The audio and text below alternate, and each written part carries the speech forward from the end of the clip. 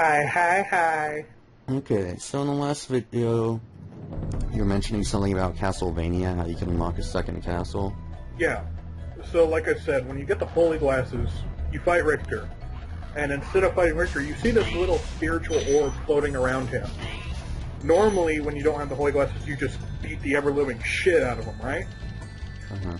Well, when you have them, you defeat the orb. And then you get another cutscene revealing the priest and everything. And then you do the entire castle, but it's upside down. Oh, okay. With So, more bosses and everything. And you can get the Alucard gear there. So you do finally get your gear back. I see. So, you don't fight the Reaper, but you just get the gear that he stole? I can't remember if you fight the Reaper again or not. It's been a very long time since I played. But I can actually look that up real quick. Because when you do the reverse castle, like I said, it's the exact same castle, just upside down. You start from the throne room where you fight Richter and work your way up. It's crazy. It's kind of awesome. Because the entire thing is just fucking upside down, you know? But you do that, and then you fight the real final boss, Dracula. So it's pretty badass, man. Symphony of the Night's one of my favorite games, and I love the shit out of it.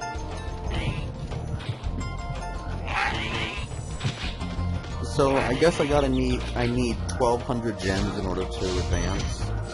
Yeah, death is a boss.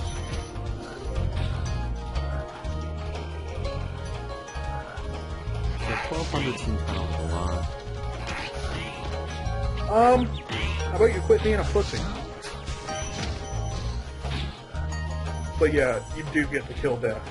In Symphony of the Night, take your revenge. So what did you say? You kill him in... Was that a different game or the Upside Down Castle? Upside Down Castle. Once you get to... I think so. I can't remember where exactly he is, but I'm pretty sure it's in the Upside Down Castle, because that's like where you fight Dracula too. Okay. So yeah, like you fight him in a lot of the Castlevania games. Like a lot of them. Even the portable ones have you fight death quite a bit. I'd also recommend you play some of the portable Castlevania games. They're really fun and really hard. Alright. Maybe I should try that second castle someday, because I'm really disappointed that he stole all my gear and I basically didn't do anything against him. Hell yeah. But yeah, you get to fuck him up. Oswin. And in games where you get to equip, like, weapons, sometimes he actually drops his sight. Oh, your secret's safe with me. Oh, your secret's safe. Yeah. How cool is that shit?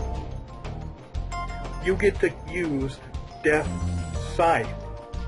Yeah, that is awesome. So so the dragon just told me about how I could look around, I guess with the triangle, which is what I was just doing now. Fucking kidding me. And he said it was a secret. And Spyro just responded, "Your secret's safe with me." Like, screw you, I'm gonna tell everyone your secret. This is like, I'm gonna go up to this fairy whore that lets me save and tell her the secret, alright? Motherfucker, I will tell everyone I know about this secret. This secret will be on Tumblr before you fucking know it. I will have Reddit and 4chan going ape shit over this secret. Yeah, everyone's gonna be fascinated about how you can look around in Spyro. Yeah, man, because no one's ever pressed that button before, you fucking twit. I hope you go back to being meth, and then I'll smoke you. I don't even do meth. But I will get addicted and ruin my life just to get back at you. That's dedication. It is. I go far for my revenge. I will not only ruin your life, I'll ruin mine too if I have to, goddammit. Haven't you ever heard the best revenge is living well? Best revenge is shut the fuck up and let me do what I want. You ain't my daddy. You ain't my daddy. Yeah, I really would recommend playing the portable Castlevania games, like the shit on the Game Boy Advance and DS. They're pretty damn fun. Any particular games you'd suggest? Oh, fuck. Aria of Sorrow. I finally got to the chest, finally! Okay. See. Yeah, Aria of Sorrow, Portrait of Ruin was decent. A new one called Lords of Shadow is out, or coming out soon. I don't know how good that will be, though. Usually the ones that are good are the Metroidvania style.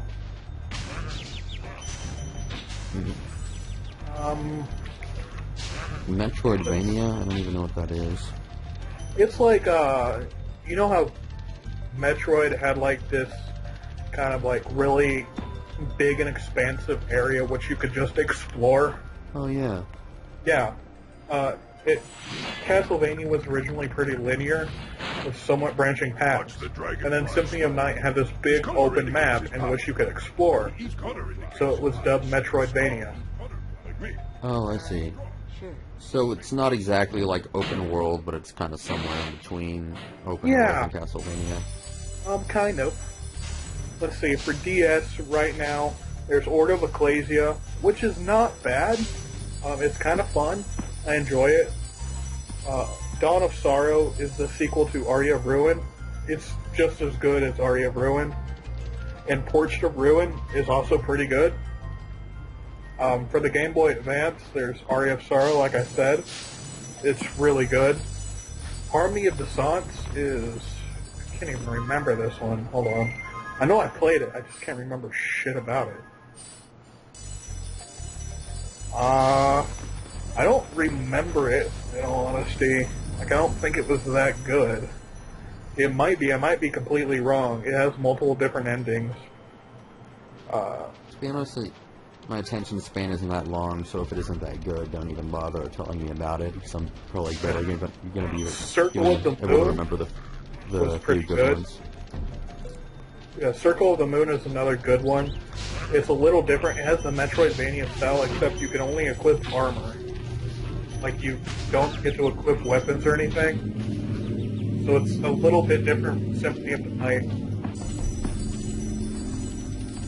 If you want games that kind of resemble Symphony of the Night, go with Aria of Sorrow, Portrait of Ruin, Dawn of Sorrow, and Order of Ecclesia.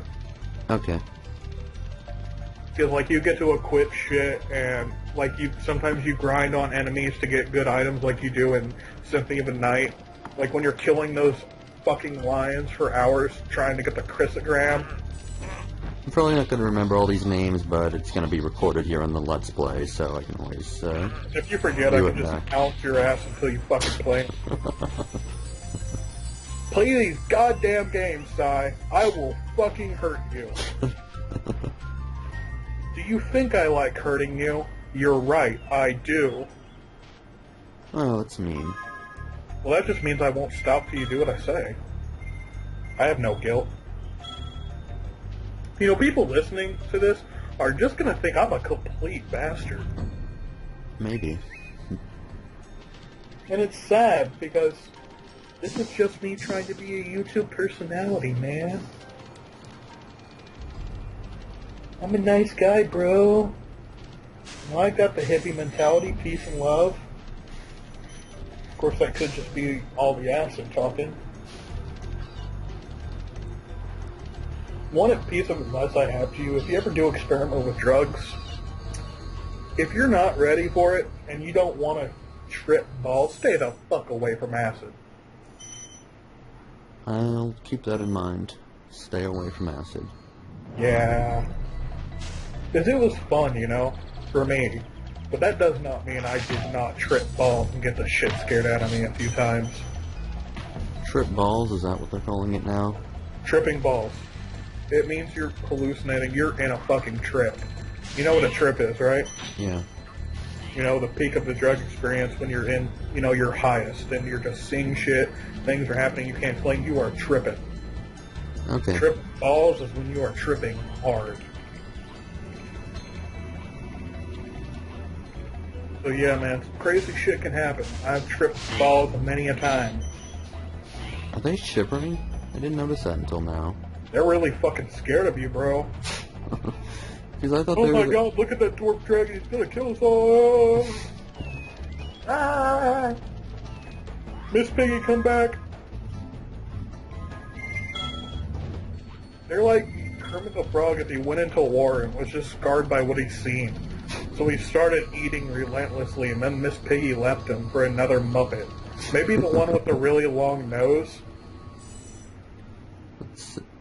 Oh yeah, I think I know who you're talking about, but I don't remember the name. The I blue haven't one? seen Muppets in years, dude. Me neither.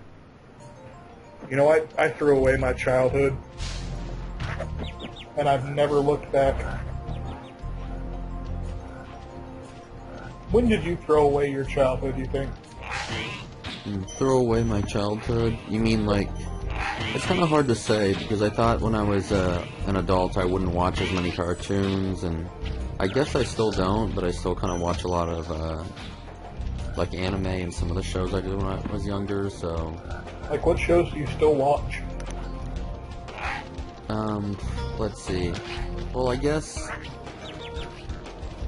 I mean, maybe another way to say it is I don't actively watch them, but I still kind of have an interest in them, like Dragon Ball Z is an example. Nerd! I'm sorry, that was me. Go on.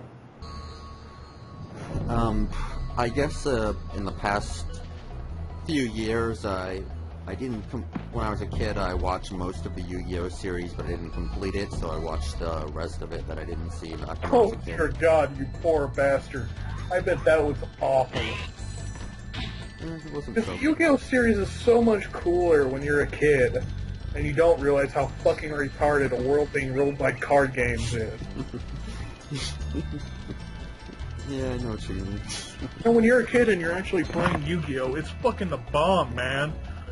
Because, you know, I would go to Yu-Gi-Oh! tournaments and I would wreck house. And I'd feel like Yu-Gi-Oh! I'd be like, yeah, man, I'm going to be the next king of games. And then, you know, when I get older, I look back and like, dear God, I was a fucking idiot. It's like, sure, you can make money doing it, but the game just got boring for me. I don't know. Because it's not about how good you are at the game. It's about how good the deck you have is. Yeah, that's true. I've noticed it's kind of like that with any card game. People always say how good they are, and yet they use the cheapest, most god-awful deck that I've ever seen. Well, maybe they're arguing that part of their skill is that they knew the right cards to choose. Bullshit! They use pre-made decks. They use builds from online. Well, Like the Slither deck in Magic the Gathering. That doesn't take skill use, that takes knowing what the cards do. Because it's cheap as fuck. And if you have the right cards, you will win. well, maybe they're arguing that they knew the correct pre-selected deck to My choose, because there are a lot skill of them. comes in from buying the cards. My skill comes from knowing what packs of cards to steal and buy. Jesus. Like in the Yu-Gi-Oh! TV series, it's all about how Yugi has these kind of mediocre cards, but he's such a skilled duelist that he's able to turn Yeah, any guess situation what? That around. shit doesn't happen in real life. Yeah. Like, maybe it did back in the old school card game when, like, the strongest cards were, like, Summon Skull and Blue Eyes White Dragon. But it changed pretty hard and fast. And then it became about less heart of the card to having the best possible cards in your deck. It seems like before it was about, you know, the duel leading up to you summoning monsters, and you sacrifice monsters to summon a really powerful monster, and then it's there for a while. And now it's it's like fusion, then tune monsters, then XYZs, then XYZ summons and synchro summons and all that shit. now it's just like you use magic cards and abilities to summon tons of really powerful monsters at the same time. But Yep. then there are also lots of cards to remove them really fast. So it's like it's all Yep. really fast paced, and nothing ever builds up, nothing stays on. It's just Yep. like And I've whoever heard summons the monsters comments fastest. complaining that there was no skill in it anymore. It's like, dude, there was never any skill in it. It was one of the most simple games you can play. All you need is a basic understanding. Magic cards do this, trap cards work like this, high-level monsters work like this, low-level monsters work like this. There you go. Doesn't take skill. If you have the understanding of a third grader, you can play the fucking game with some competency. It's infuriating. And I'm not saying that because I'm bad at the game. Like I said, I used to play at tournaments and win. I just got bored. You know, I play Magic the Gathering from time to time. Doesn't mean it can't fucking bore me because it gets relatively simple after a while. Because, like I said, eventually the game stops becoming about skill. It starts becoming about who has the better cards and the better deck. I've only played like video games and online simulators. I've never actually played a game with like physical cards. I have, and it's infuriating. Like, I stopped playing Yu-Gi-Oh! With my roommate completely. You know, the one I said thought he was so smart, but he was really a complete another tool. Because he kept trying to cheat. Because in his words, that's just another strategy to the game. So, like, how exactly was he cheating? Alright, he'd try and sneak another monster summon, and then he'd spend 10 minutes arguing that he could do that by twisting the words around on a card effect. Arguing that the card was so vague that technically he could do this when no, he fucking couldn't. I played in tournaments, I know the goddamn rules, no you can't. And he'd argue with me, non-stop. So I guess his strategy was to tire you out until you were tired of arguing with him and just let him break the rules? Yes. And this happened on a near-turn basis. It was infuriating. If this motherfucker was in a tournament, he'd be kicked out. And he's like, yo, Zach, you want to go to a tournament with me? I'm like, fuck no. Like, why? Because I don't want to see you fight being kicked out, you dumbass. Because if you play the way you do with me, you're going to get kicked the fuck out. Because guess what? Tournaments aren't casual play. Those odd people take the game very seriously. And if you fuck up, they're going to be pissed. And they will jump on your ass like a fucking wolf smelling blood. You can get to almost anywhere. You can get to almost anywhere. I'd use that whirlwind. I would you there. I'd use that whirlwind there. Hey. So he suggested I use the whirlwind. Holy shit, man. Hey, Spyro, you want to hear a secret? There are enemies in this game. Don't tell anybody, that's a secret, man. Yeah, man, that's a total secret. There are enemies in this game. Can you believe it? I am utterly shocked and surprised. Even tried that shit, though, with Magic the Gathering, which is a game that's a lot harder to try that shit on. Because in that game, you need to get in the habit of reading each and every single card your opponent plays. So he tried to pull a fast one on me by saying a card have an effect it doesn't. You catch him in the trap, he'd get mad and flustered. And start calling you names and argue with you. Thinking he's in the right. And he's one of those people that won't drop a subject. Like, dude, drop it. I already have dropped it. I don't know why you're still talking about it. You know, all you're doing is this and this. It's like, dude, drop it. I'm not talking about it anymore, man. Why are you still on the subject? Shut the fuck up.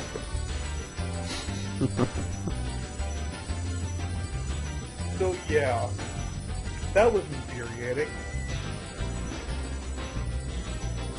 And I had to deal with that on a daily basis. I don't know how I'm still sane, Sai.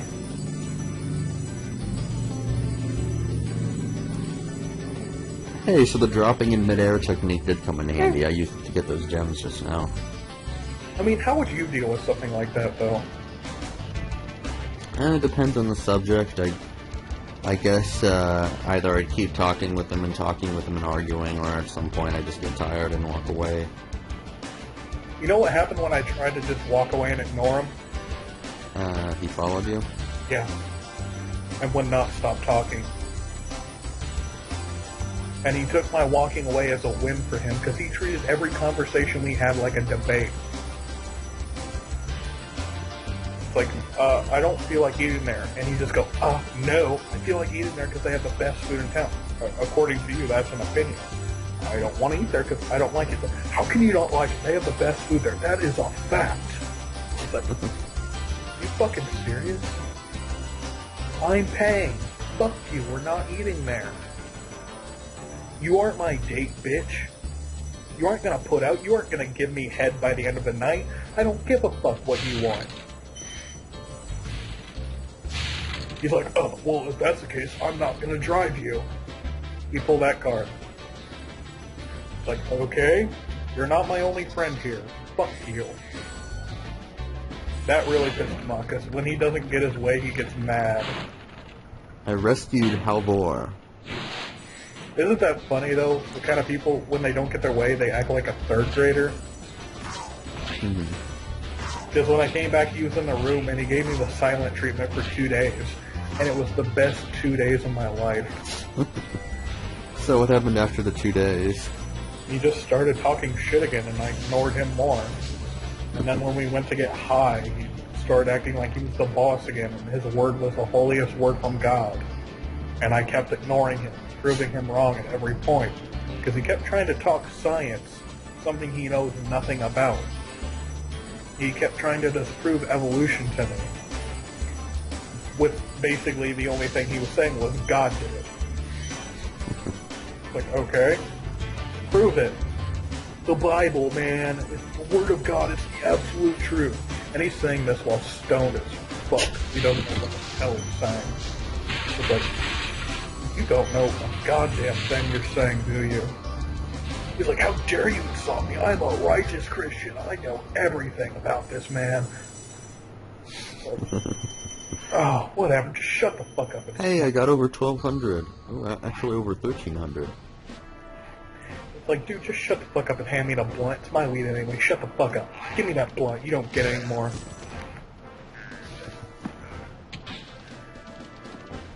Yeah, we came to blows many a time. Alright, so I think that's about enough for the pod.